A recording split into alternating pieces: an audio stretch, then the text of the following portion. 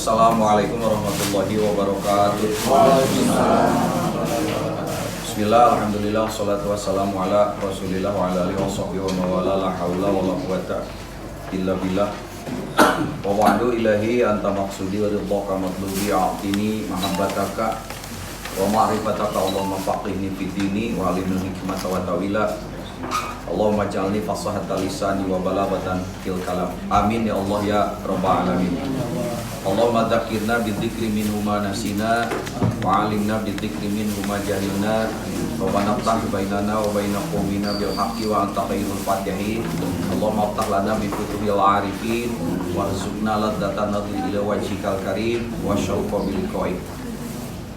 Ashabal fadilah wa ahli silsilah qadiriyah Naqsyabandiyah khususon Sahabat Sohibul Wafa Fajul Arifin, khususon mu'alif hadal kitab Syekh Muhammad Abdullah Saifullah Al-Maslul nafana wa iyahum bi'ilmihim wa ijazatihim. Al-Fatihah. A'udzubillahi minasyaitonir rajim. Bismillahirrahmanirrahim. Alhamdulillahi rabbil alamin arrahmanir rahim maliki yaumiddin.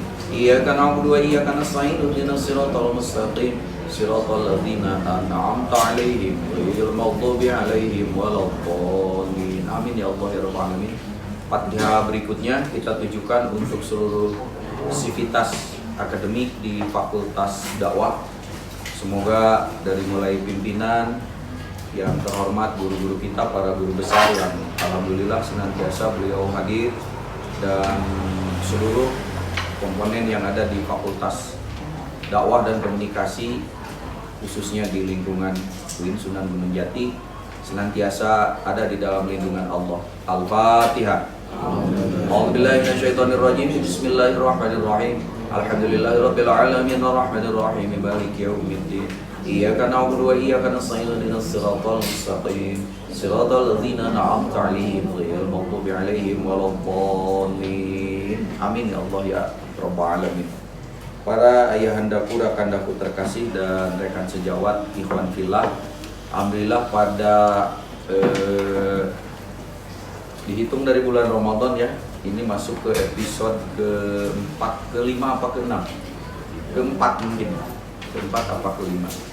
Jadi kita ketemu lagi dalam majelis yang namanya unik, itu majelis ngaji ngejo. Jadi ngaji ngejo ini sebetulnya ya di tempat yang lain nggak ada, cuma ada di kita. Ngajinya itu hakikat ngejo itu syariat gitu. Karena kalau habis ngaji nggak ngejo juga lapar gitu. Ngejo saja tanpa ngaji sama aja nggak ada nilai plusnya. Maka muncullah istilah yang unik di kita itu ngaji ngejo. Ya, alhamdulillah ya terus ngawas emam gitu ya. Yang saya hormati dan yang saya banggakan guru-guru kita tercinta, Profesor Asep Saiful Mutadi, Profesor Samsudin yang juga hadir, dan nanti biasanya menyusul tuh para profesor yang lain. Jadi terutama saya berterima kasih kepada sesepuh kita Ibu Haji Nani dan seluruh pasukannya, karena dengan jerih dan juang beliau ini ya berjalan. Ya, salah satu sumber bahasan kita yang sedang kita kaji di pertemuan ke-4 ini, ke-4 atau ke-5, kitab Fadhailus Syuhur yang ada di tangan kita semua. Fadhailus Syuhur kita masuk di halaman 62 di belakang ya, karena yang kita pakai ada 2 gitu, di situ ada kitab Miftahus Sudur dan ada Fadhailus Syuhur. Kalau yang ini kita masih di kitab Fadhailus Syuhur. Di kitab Fadhailus Syuhur itu biasanya kita mengkaji sesuai urutan. Tetapi kemarin setelah Ramadan kita memulai dari membedah tentang hakikat yang ada pada bulan Ramadan. Karena itu kajiannya berupa pendalaman dari makna-makna yang terkandung dalam susunan bulan Ramadan. Ya, di kitab yang ini ada 2 sebetulnya. Jadi mungkin yang ada di Prof itu yang Majmu' Khamsah Rasail itu. Ya, tapi kalau nggak salah di situ pun ada Fadhailus Syuhurnya. Kalau ada Fadailus Syuhur ya tinggal dibuka halaman 62. Saya membagikan kitab ini ada dua, itu ada yang Majmu' Khamsah Rasail, ada yang Miftahus Sudur dengan Fadailus Syuhur saja. Baik.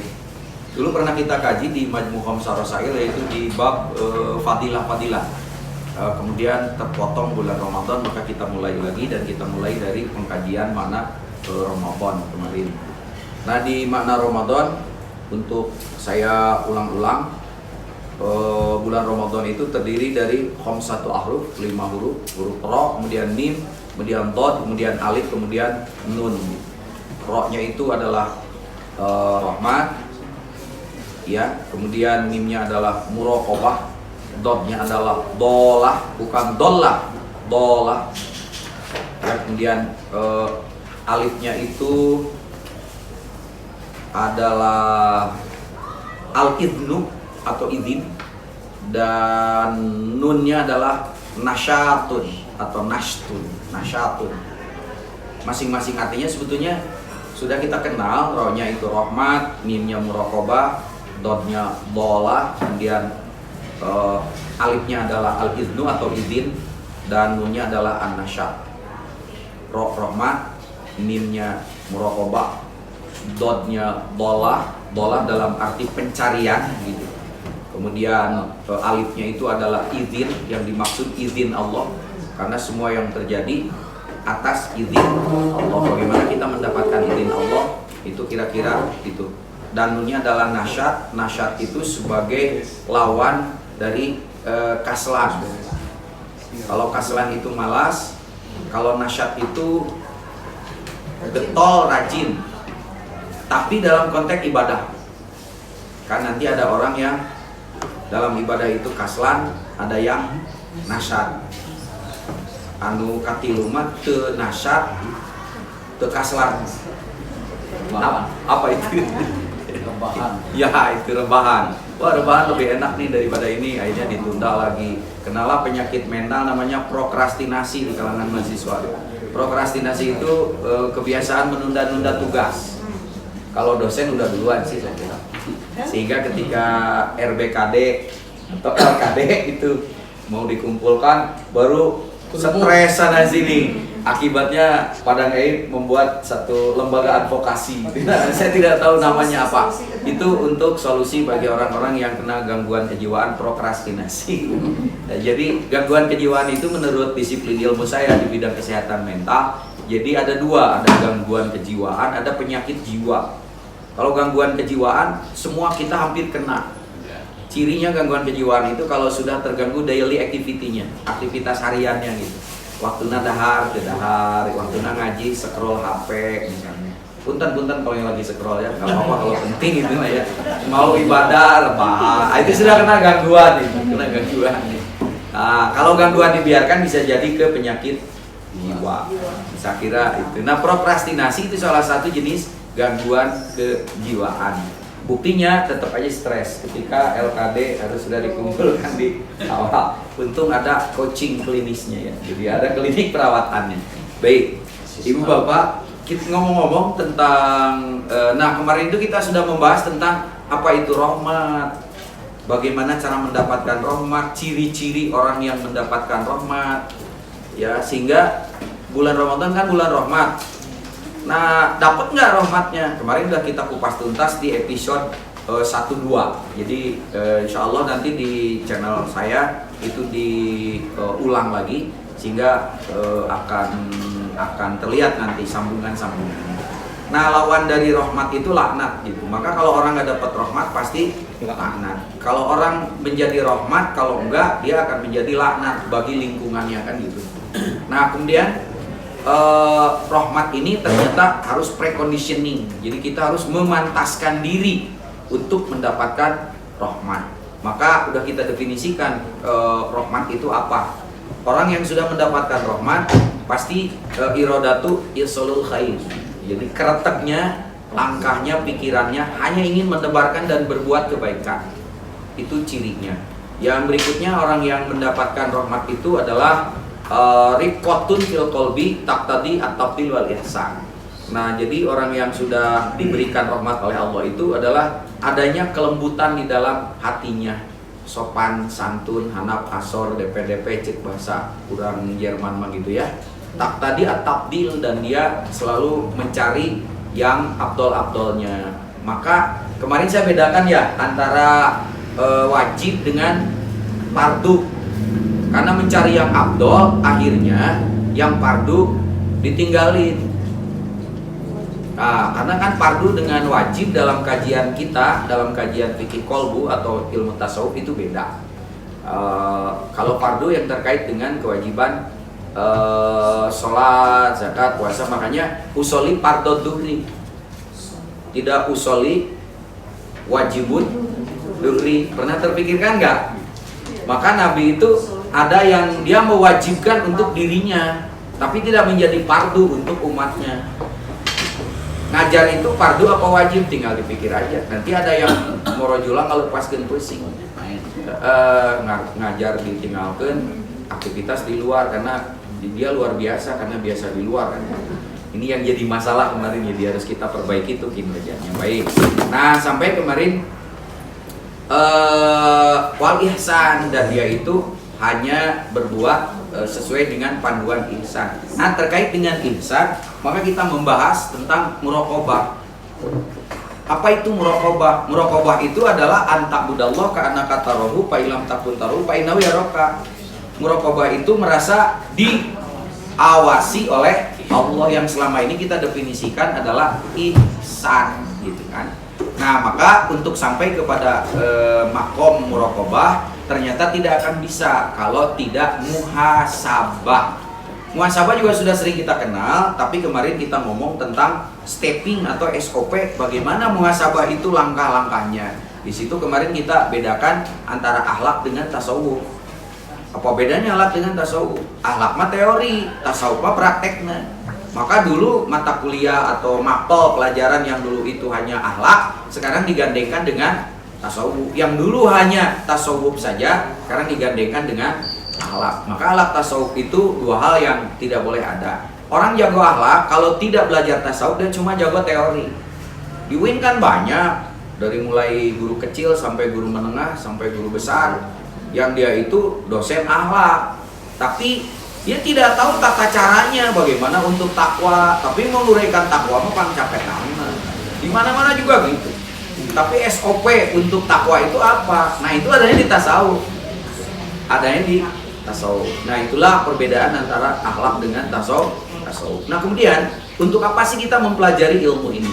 Ini yang harus kita tambah wawasannya.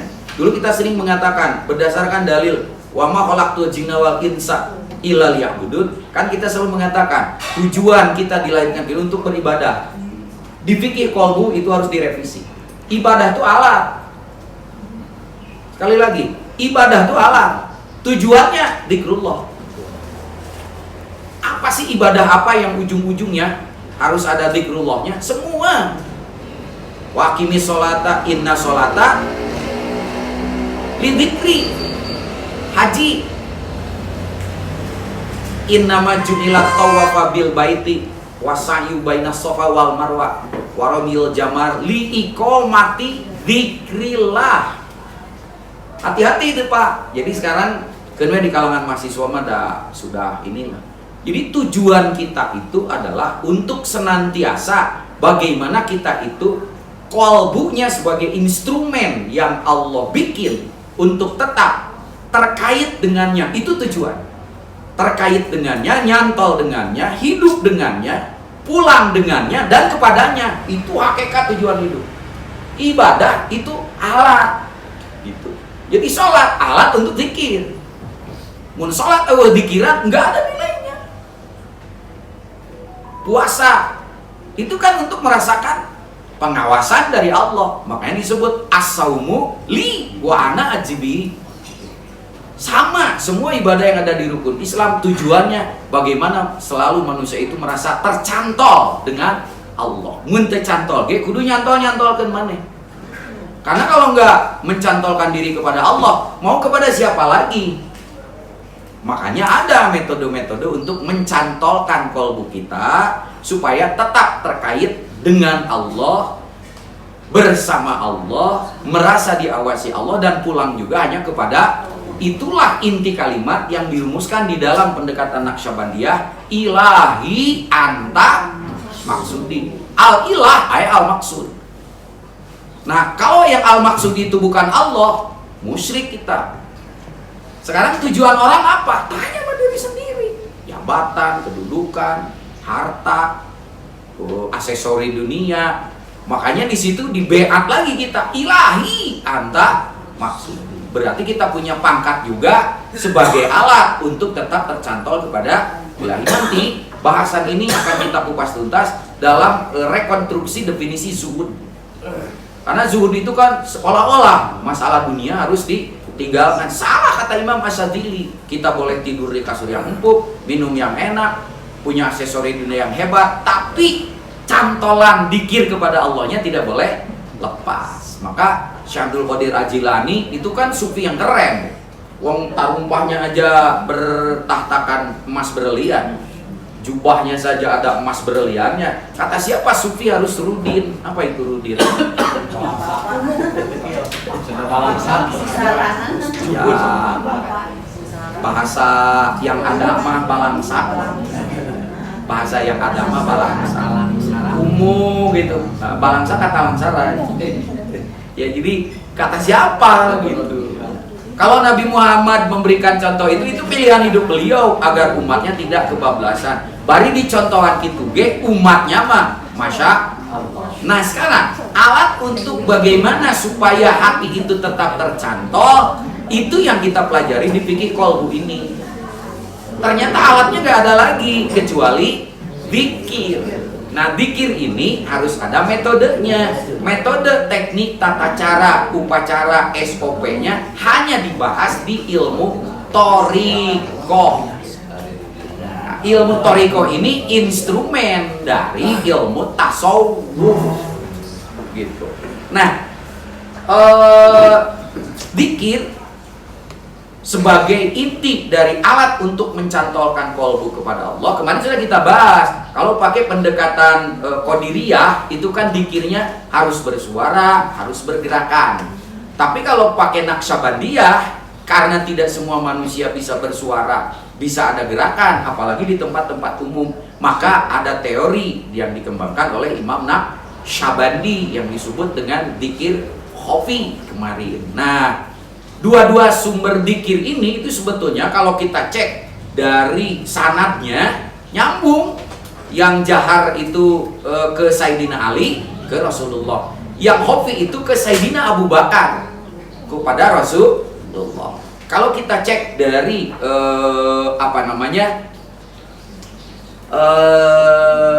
psikologi atau kejiwaan, memang cocok untuk Abu Bakar karena beliau di kedalaman, di usia yang matang dan tua, maka beliau itu dzikirnya dzikir khafi. Sampai Rasulullah itu mengatakan, tidak ada yang ada di dalam dadaku kecuali sudah aku tumpahkan ke dalam dada Abu Bakar. Maka Abu Bakar itu satu-satunya makhluk yang boleh dibilang dia itu mayat hidup. Tubuhnya masih bergerak di bumi, tapi kolbunya dia sudah nyantol ke ilahi dan ruhnya sudah di surga. Itu lanjutan dari hadis yang tadi. Makanya kalau mau lihat mayat hidup, lihat Abu Bakar. Kenapa? Karena ada yang diwariskan kepada Abu Bakar. Apa itu? Teknik bagaimana si kolbunya selalu nyantol kepada Allah. Itulah dzikir khafi. Dzikir khafi yang dipakai adalah dzikir ismudzat. Ismudzat adalah nama dzat. Nama dzat itu tidak lain Allah. Makanya di dzikir khafi itu yang dipakai Allahu Allah, Allahu Allah, atau Allah Allah Allah Allah. Dan itu tidak ada suara, tidak ada gerakan. Pusat dzikir itu di kolbu jantung kita. Itu satu. Kenapa kolbu itu jantung? Lah hadis teori Imam Ghazali. Dari hadis bahwa di dalam tubuh manusia ada segumpal daging, segumpal fisik dong. Yang kalau itu baik, baik semuanya. Kalau rusak, rusak semuanya. Itulah kolbu. Yang begitu itu ternyata jantung, bukan kolbu dalam arti lever. Karena ini kibdun namanya. Itu kolbu apa? Imam Ghazali menyebut itulah kolbun sonburiyun.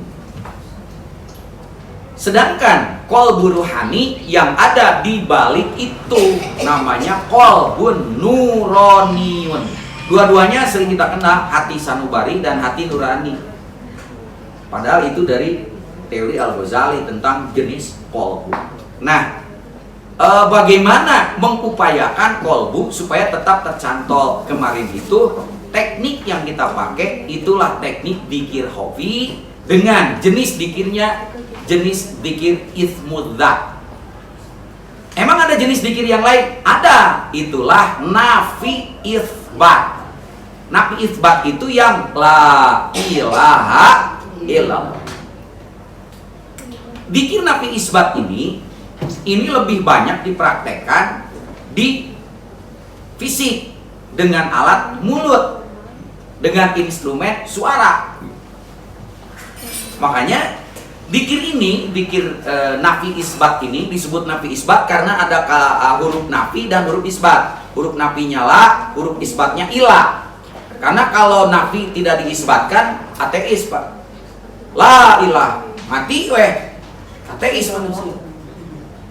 Makanya di dalam talqin menjelang orang yang meninggal itu kan tidak boleh panjang-panjang. Bagaimana kalau la ilah tiba-tiba dia meninggal? Banyak ahli tauhid yang melihat dari segi tauhidnya, kok bisa-bisa itu ateis.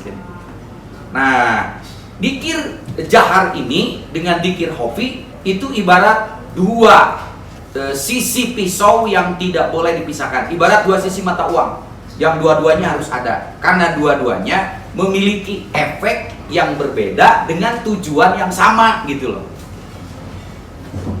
Kenapa dzikir nafi isbat itu harus untuk dipakai sebagai metode untuk mencantolkan hati?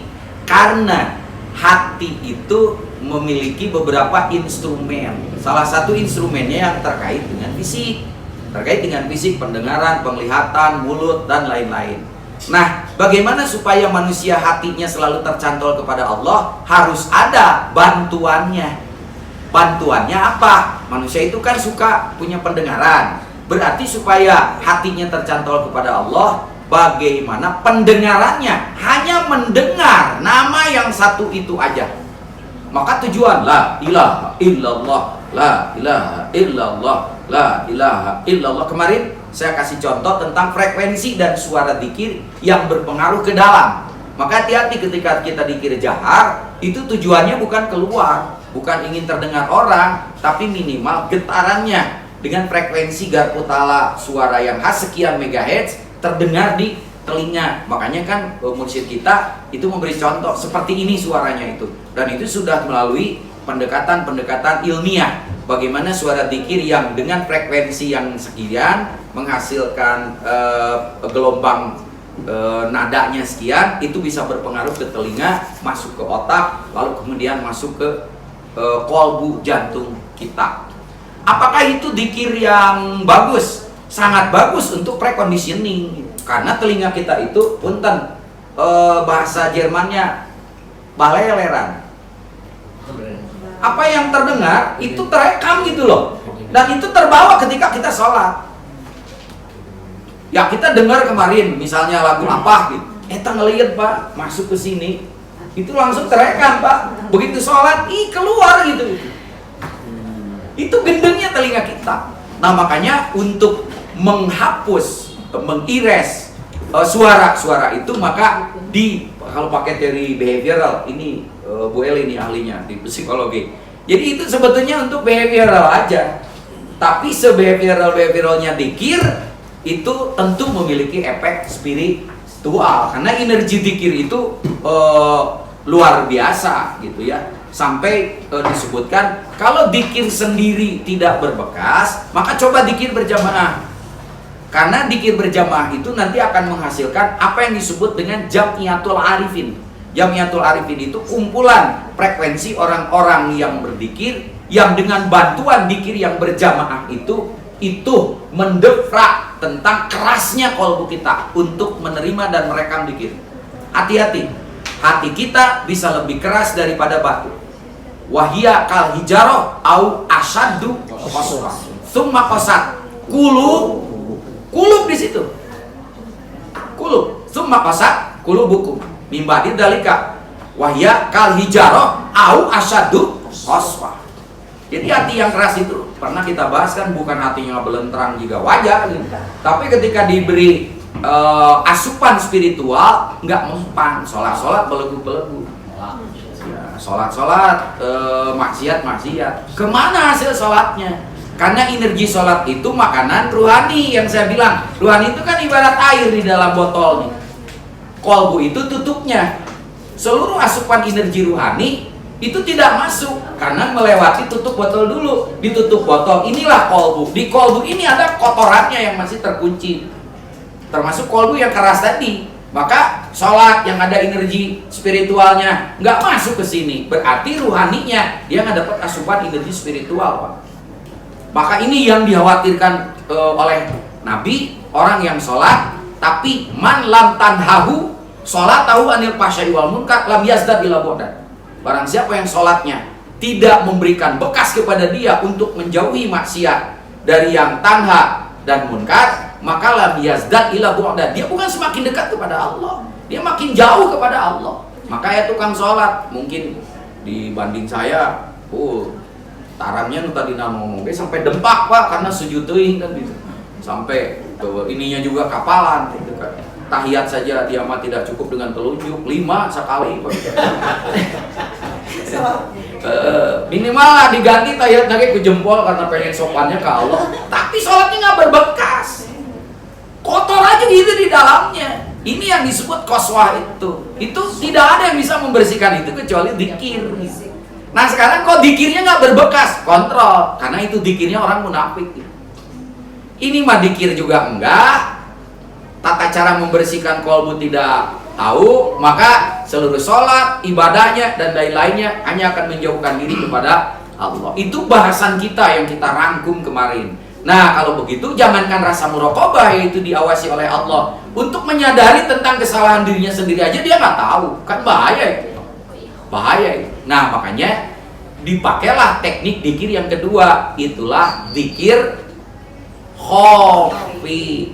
Maka bahkan di kitab Miftahus Sudur nanti akan kita baca di bab berikutnya di jilid 2, ternyata dzikir jahar itu untuk pemula atau kayak membajak sawah.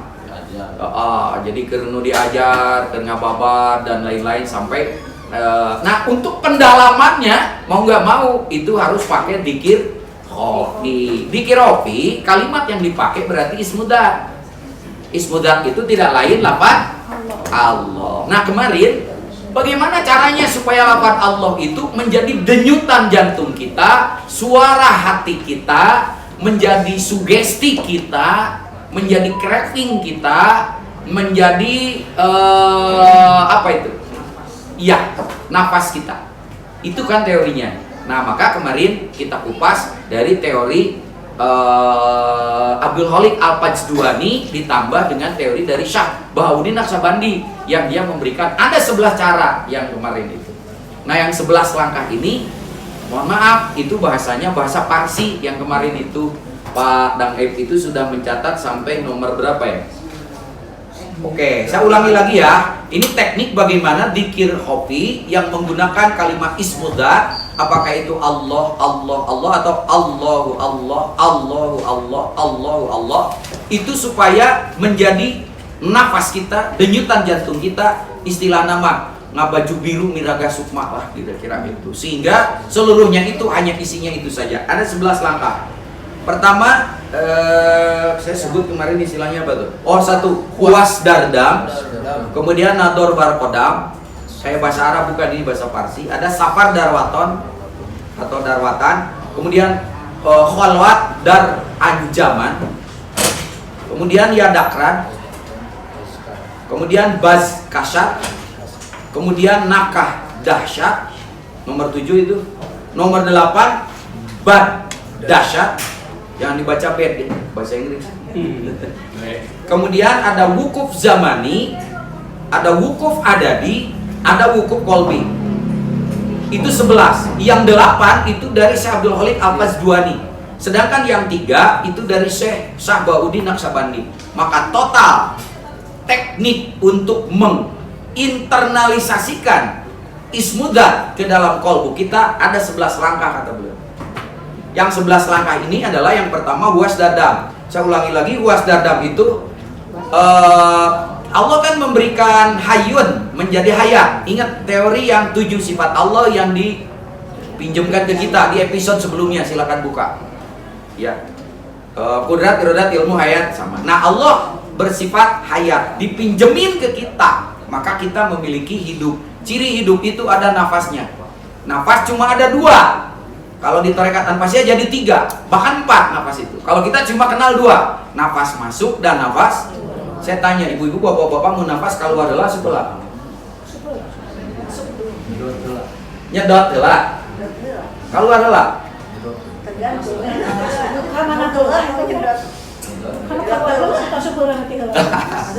Pokoknya gini, menurut Syekh Abdul Wahid Al-Fajduani, ketika Anda nafas baik masuk maupun keluar, taruhlah 2 kita pakai teorinya, maka kata beliau nafas itu hanya ada 2. Nafas memang lambang kehidupan, tapi dalam teori dia enggak, ada nafas hidup, ada nafas mati. Ada nafas yang bernilai, ada nafas yang enggak. Ada nafas hadir, ada nafas tidak hadir. Nafas hidup itu apabila dalam setiap sedotan nafas dan helaan nafas hanya berisi lafaz dia saja. Jadi ke dalam Allah, keluar juga baru itu nafasnya hidup, dan itu nafas yang akan diperhitungkan oleh Allah. Begitu kita bernafas tanpa menyertakan ismudzat, maka itu yang akan dihisab oleh Allah.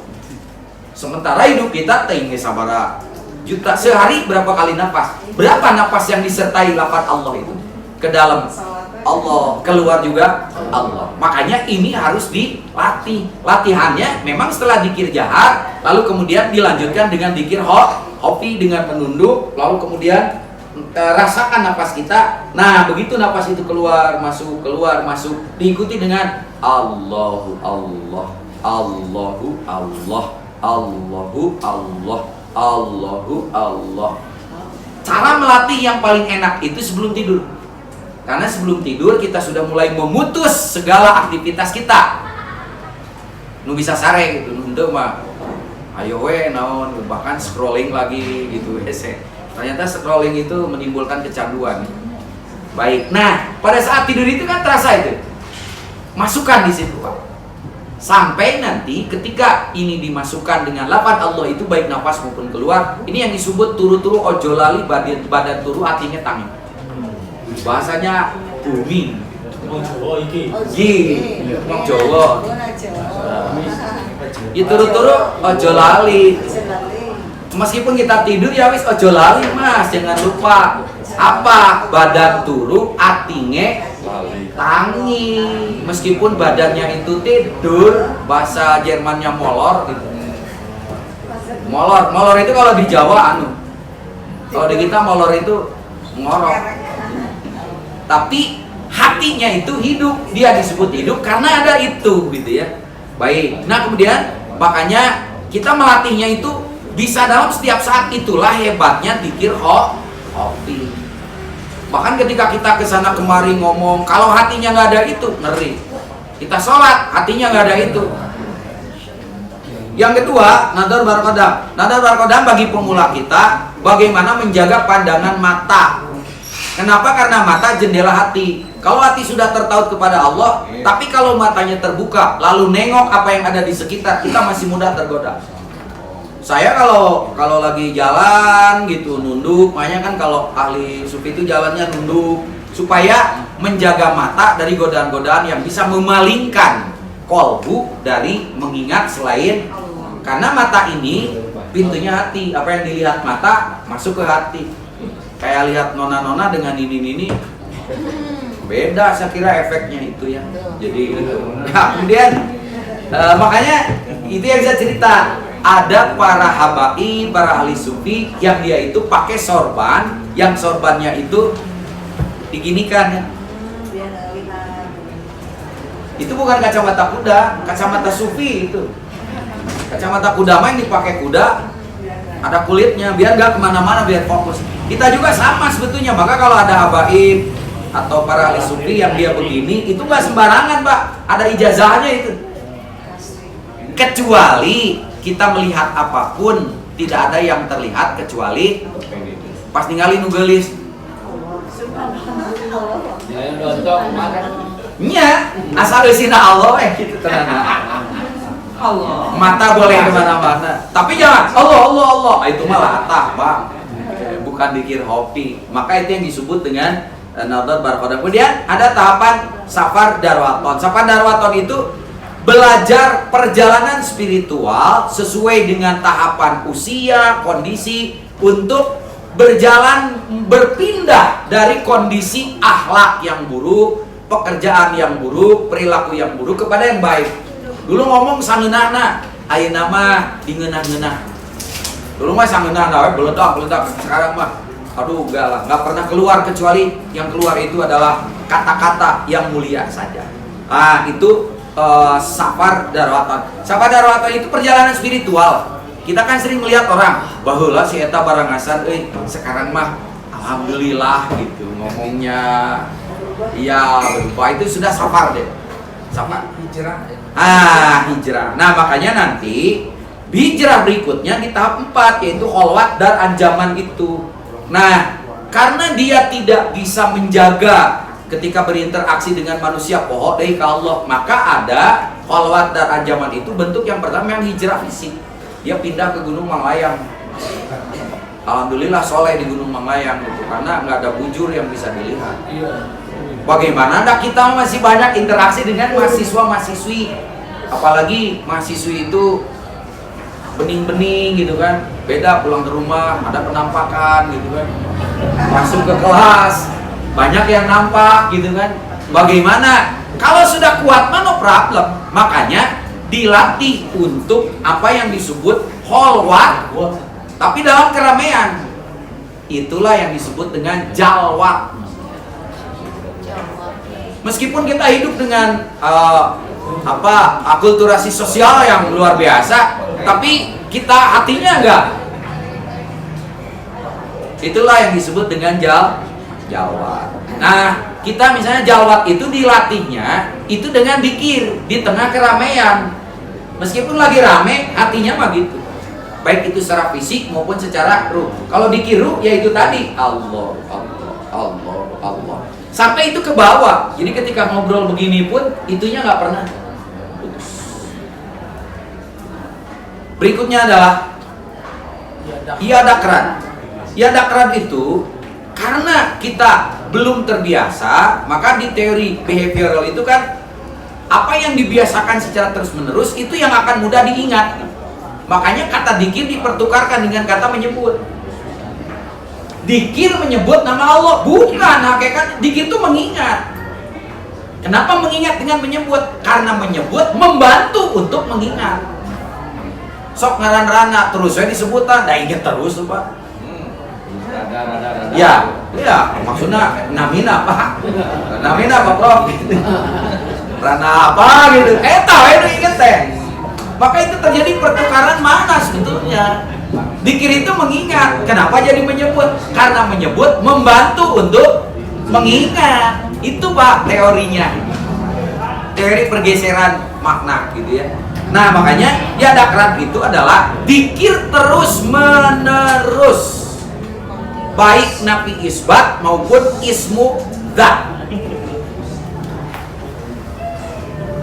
Karena dikir itu juga memiliki efek memanggil. Ini hati-hati nih. Kan dikir itu memanggil karena menyebut nama. Misalnya Ibu Dewi. Sebut we ngaranna.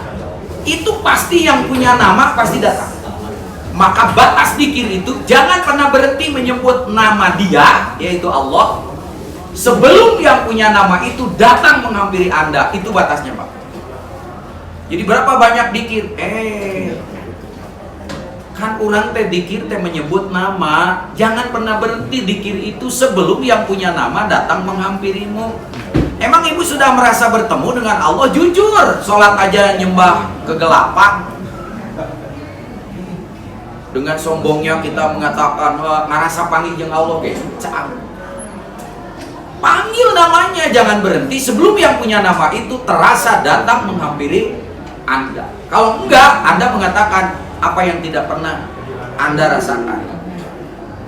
Ya, meskipun kaupahan kene ku teori ihsan. Jadi adakrat itu menyebut, memanggil sampai yang punya nama itu terasa hadir. Nanti kita akan berbicara di episode kesekian tentang stepping bagaimana hadirnya rasa, bahwa kita disentuh oleh yang punya rasa. Jadi si hijab-hijab itu nanti terasa gitu satu-satu, sampai tidak ada lagi antara batas dia dengan kita, karena dia lebih dekat dari urat yang ada di leher. Tapi karena hijab-hijab itu belum tersikat, itu batas dikir. Kemudian yang keenam, bazkasat. Bazkasat itu adalah ketika kita menjaga helaan nafas, nafas keluar, nafas masuk, nafas keluar, nafas masuk. Terutama saat kita itu sedang berzikir dalam arti berholwat gitu. Kan di situ suka banyak lintasan. Lintasan itu ada 3. 1 khotir, 2 khayal, yang ketiga angan-angan. Itu yang sering mengganggu. Khotir, khayal, dan angan-angan. Khotir ada 2, Pak. Ada khotir syaitoni, ada 3 bahkan. Ada khotir syaitoni, ada khotir mulki, ada khotir nafsani. Lintasan-lintasan atau gerentes-gerentes itu ada 3. 1 dari si eta, syaitoni. 2 dari nafsu-nafsu kita, yang 7 itu juga suka memberi khotir tuh. Misalnya, khotir dari nafsu amaroh. Bisikannya apa tuh kalau nafsu amaroh? Nafsu amaroh mah ada ponok atuh. Karena mejo we ngaji nama tuh. Jadi pas ka dieu ningali di meja kosong teh. Moal ka dieu di dieu itu naon heula kan. Eueuh di dieu. Teu jadi, Pak. Itu khotir dari nafsu amarah. Jadi amarah mah urusannya kepada syahwat, dunia, kelezatan, kenyamanan. Itu selalu memberikan khotir. Maka kayak tadi arek ngaji, aduh kagok aya Persib, kumaha tuh mun ngajina jeung Persib gitu.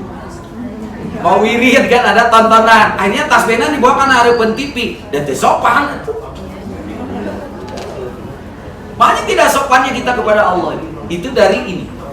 Nanti ada nafsu kamilah. Kamilah itu bisikannya atau lintasannya selalu ingin tampil perfect tapi di hadapan manusia. Jelema tukang dagang beungeut lah.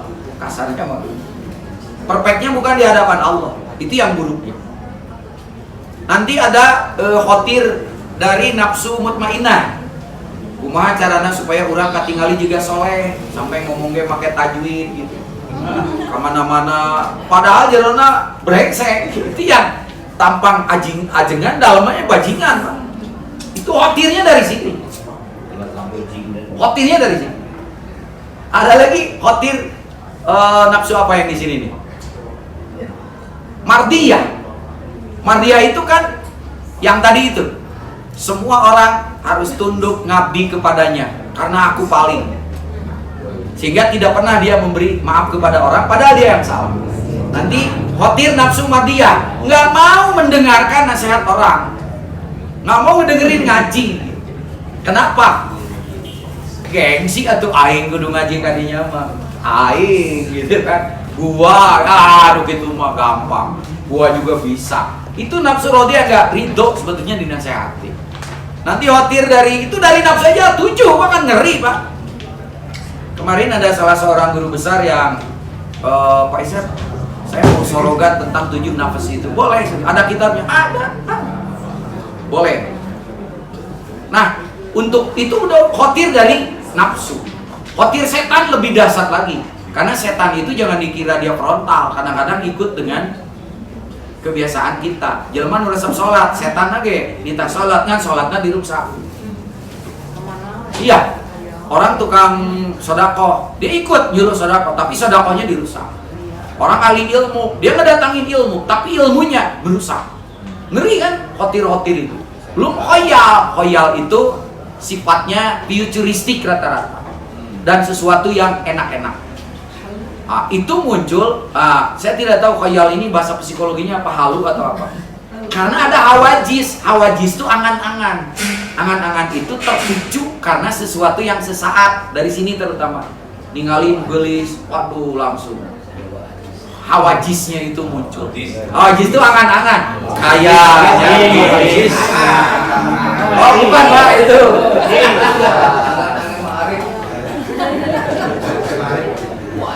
Itu jadi ada hawajis ma'rif, ada hawajis.